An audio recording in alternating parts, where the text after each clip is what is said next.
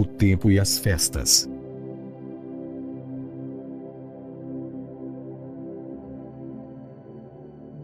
O calendário hebraico era regido pela lua. A cada lua nova correspondia ao início de um mês, ocasião em que se celebrava uma grande festa. A festa da Páscoa, ou Pessach, era inicialmente um ritual de pastores para proteger os rebanhos. Foi assumida como um memorial da libertação da opressão dos egípcios. A festa dos pães sem fermento, ou asmos, era celebrada na primavera. Visava a não misturar o produto da nova colheita com o da antiga, caso fosse usado o fermento guardado numa porção de massa. A festa das semanas, ou da Mercy, era celebrada após 7 semanas, ou 50 dias, contados a partir do início da ceifa. No Novo Testamento é chamada de Pentecostes, 50 dias. A festa das tendas, ou da colheita, era mais popular, celebrada no outono, no final da estação dos frutos. O povo armava cabanas de folhagens, lembrando os acampamentos do deserto. Todos os sábados os judeus se reuniam na sinagoga para rezar, ouvir e comentar os textos bíblicos. Nela todo judeu adulto podia tomar a palavra. Para o povo bíblico, o chifre era símbolo de força. Uma trombeta em forma de chifre era tocada nos acontecimentos importantes e grandes solenidades de Israel. Sinagoga ou casa de oração eram as casas de reunião que apareceram a partir do exílio babilônico. A sobrevivência do judaísmo deveu-se à existência de sinagogas, que substituíram o templo. O trabalho. As estações determinavam o ritmo do trabalho anual.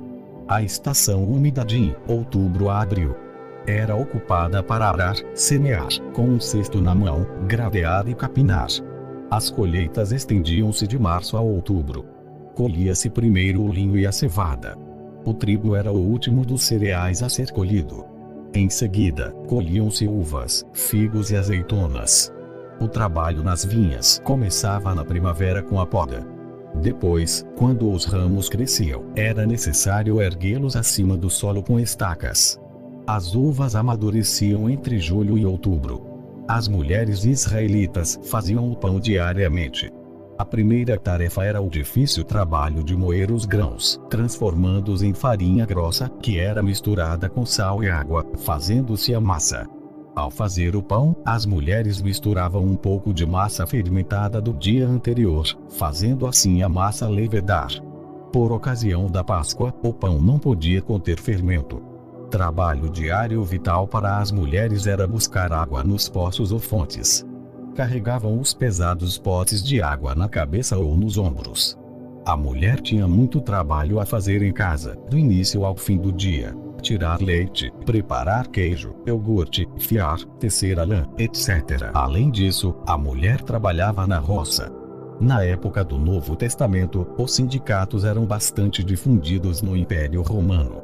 Para funcionar, precisavam de licença do imperador, para evitar que servissem a atividades políticas subversivas. Quando os hebreus saíram do Egito, os egípcios já usavam o ouro há muitos séculos. Levaram consigo joias de ouro e prata e sabiam trabalhar esses metais. Na Palestina encontravam-se o ferro e o cobre. Outros metais, como o ouro, prata, estanho e chumbo, tinham de ser importados.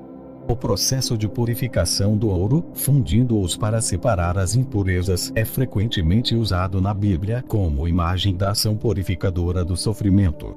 Quando os israelitas entraram em Canaã, os cananeus já tinham carros com acessórios de ferro e outros objetos desse metal. Os filisteus impediam que os israelitas dominassem a técnica para não fabricar armas. Na época do Novo Testamento, havia um setor de ferreiros em Jerusalém, mas os profissionais do bronze e ferro não podiam trabalhar em certas festas religiosas por causa do barulho que faziam.